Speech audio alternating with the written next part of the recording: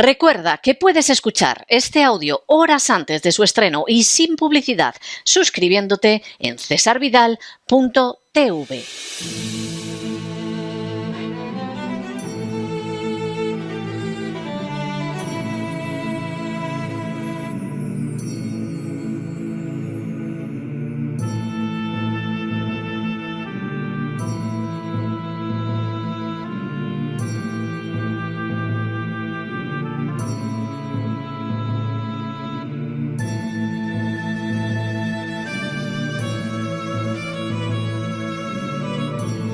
La Voz con César Vidal, desde el exilio. Muy buenos días, muy buenas tardes, muy buenas noches y muy bienvenidos a esta nueva singladura de La Voz. Soy César Vidal, hoy es el miércoles 30 de octubre de 2024 y me dirijo a los hispanoparlantes de ambos hemisferios, a los situados a uno y otro lado del Atlántico y del Pacífico, y como siempre lo hago desde el exilio. Corría el año 2023 cuando se publicó un libro titulado Three Worlds, Memoirs of an Arab Jew, es decir, Tres Mundos, Memorias de un árabe judío. Su autor era Avi Shlaim, un prestigioso historiador israelí que desde hace décadas enseña en universidades británicas. En el libro, Shlaim desvelaba pruebas innegables de que los sionistas habían estado involucrados en atentados terroristas cuyas víctimas fueron judíos y cuya finalidad era obligar a estos a desplazarse al Estado de Israel. Así, en 1950 y 1951, el gobierno israelí llevó a cabo atentados terroristas contra judíos de países como Irak a fin de sembrar el pánico entre ellos y conseguir que emigraran asentándose en Israel.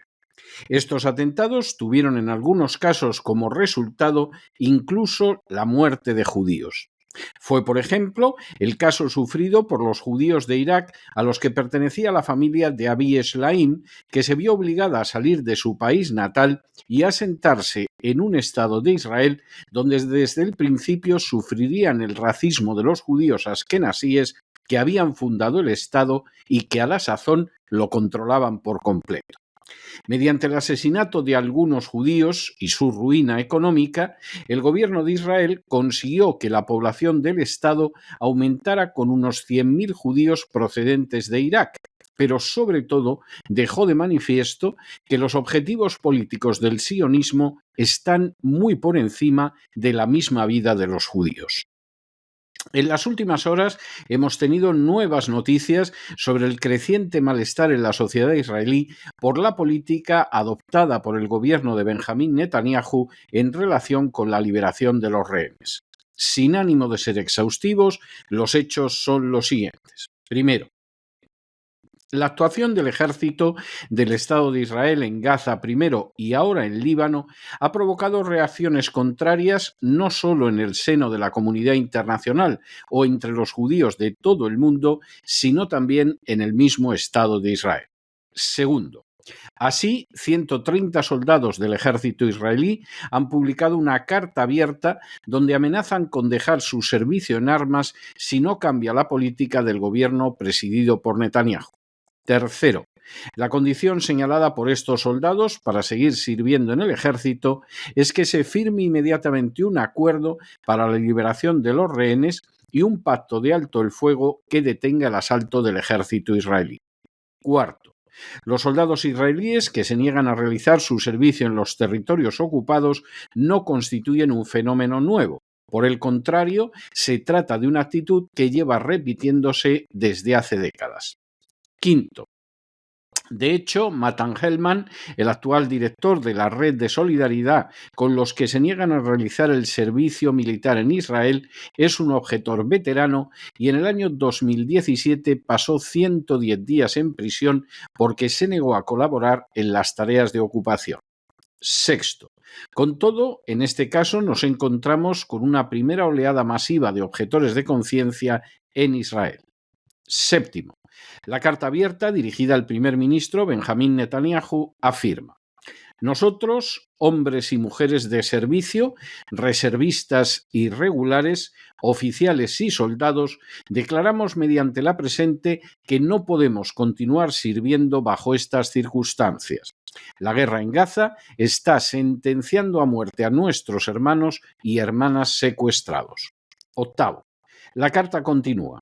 En ese maldito día del 7 de octubre nos despertamos a una terrible e indiscriminada matanza en la que más de 1000 personas fueron muertas y centenares secuestradas. Inmediatamente nos alistamos para luchar en defensa de nuestro país y rescatar a los rehenes retenidos en Gaza. Noveno. A continuación, la carta afirma: resulta ahora claro que la continuación de la guerra en Gaza no solo retrasa el regreso de los rehenes, sino que también pone en peligro sus vidas. Muchos de los rehenes han encontrado la muerte a causa de los bombardeos llevados a cabo por las fuerzas de defensa israelíes, muchos más de los que han sido rescatados en operaciones militares. Décimo. La carta abierta prosigue. Nosotros, que hemos servido y continuamos sirviendo con dedicación, arriesgando nuestras vidas, anunciamos aquí que si el gobierno no cambia de rumbo inmediatamente y trabaja para asegurar un acuerdo que devuelva a casa a los rehenes, no nos veremos capaces de continuar sirviendo. Undécimo. A continuación, la carta abierta señala: para algunos de nosotros, la línea roja ya ha sido cruzada, y para otros se está aproximando rápidamente el día cuando con los corazones rotos dejaremos de presentarnos al servicio. Y duodécimo, finalmente la carta concluye afirmando: hacemos un llamamiento al gobierno. Firmad un acuerdo para salvar ahora a los rehenes que todavía viven. La agresión de Hamás contra Israel hubiera podido ser neutralizada con enorme facilidad por el gobierno de Israel el 7 de octubre. Habría bastado con que ese gobierno hubiera hecho caso de la información que los servicios de inteligencia israelíes le entregaron un año antes, avisando de todos los detalles del ataque de Hamás, con la excepción de la fecha. Habría bastado con que el ejército de Israel hubiera escuchado las advertencias de Egipto y de Estados Unidos en el sentido de que el ataque de Hamás se iba a producir. Habría bastado con que el ejército israelí no hubiera tardado 7 horas en actuar. Y desde luego el número de víctimas y secuestrados habría sido mucho menor si el Festival de Jóvenes hubiera mantenido su ubicación original en lugar de ser trasladado a las inmediaciones de Gaza y en medio de la ruta de ataque de Hamás unas horas antes de que ese ataque tuviera lugar. Ninguna de estas circunstancias era conocida el 7 de octubre y de manera totalmente lógica la opinión pública internacional reaccionó con horror ante el ataque y la población de Israel contempló a una riada de voluntarios que acudía a servir en el ejército. En esas primeras horas, el llamamiento a salvar a los rehenes se convirtió en una consigna que galvanizó a la población y que, en apariencia, legitimó la invasión de Gaza. Sin embargo, no pasó mucho tiempo antes de que, en primer lugar, la población de Israel descubriera que la salvación de los rehenes no formaba parte de los objetivos principales del ataque de Netanyahu. Los ministros del gobierno israelí no tardaron en manifestar públicamente cómo esperaban expulsar a más de 2 millones de palestinos de Gaza, lo que constituye un claro caso de genocidio, y cómo aspiraban a sustituir a esa población con colonos judíos. Tampoco tardó en salir a la luz que Netanyahu estaba aprovechando un episodio que pudo neutralizar con facilidad desde el principio para conseguir apoderarse del gas de Gaza. Y de manera más horrible si cabe, muy pronto quedó de manifiesto que objetivo esencial de las fuerzas israelíes era proceder a una matanza indiscriminada de civiles palestinos y a la destrucción de todas las estructuras civiles, acciones ambas que constituyen claros ejemplos de crímenes de guerra y de crímenes contra la humanidad. Todos esos objetivos del gobierno presidido por Netanyahu fueron quedando de manifiesto cada vez con más claridad, pero a la vez también fue quedando de manifiesto por el testimonio de distintas fuentes, incluidas las israelíes, que Netanyahu se negaba a un alto el fuego y a conseguir la liberación de los rehenes que se habría desprendido de esa acción. Como en tantas otras ocasiones de la historia del sionismo, los objetivos políticos habían sido colocados por delante de la vida de judíos. No sorprende que esa acción haya terminado por provocar la reacción de docenas y docenas de soldados israelíes que se niegan a seguir combatiendo si el gobierno de Israel no llega a un acuerdo que permita salvar la vida de los rehenes. Semejante acción no deriva de objetores de conciencia propiamente dichos que se opondrían a la guerra o incluso a cierto tipo de guerra como sería el control de los territorios ocupados por Israel. Deriva de soldados veteranos que no están dispuestos a seguir respaldando un conflicto que no tiene en cuenta a los rehenes, que ha costado la vida de muchos de esos rehenes muertos por la acción del ejército israelí y que puede concluir con la muerte de todos aquellos rehenes que sirvieron a la propaganda de Netanyahu para aplastar Gaza de manera criminal y recientemente invadir el Líbano, a pesar de que allí no hay ningún rehén. Y es que no cabe equivocarse.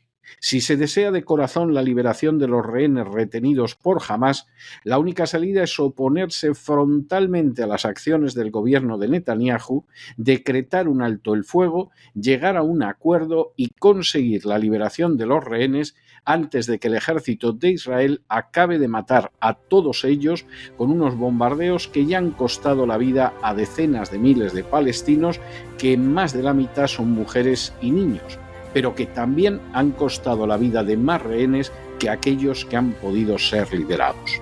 Todo esto es así porque para el sionismo los objetivos políticos siempre han estado muy por delante de la vida de los propios judíos, y no digamos ya de aquellos que no son judíos. Pero no se dejen llevar por el desánimo o la frustración, y es que a pesar de que los poderosos muchas veces parecen gigantes, es solo porque se les contempla de rodillas, y ya va siendo hora de ponerse en pie. Mientras tanto, en el tiempo que han necesitado ustedes para escuchar este editorial, la deuda pública española ha aumentado en más de 7 millones de euros. Muy buenos días, muy buenas tardes, muy buenas noches. Les ha hablado César Vidal desde el exilio. Que Dios los bendiga.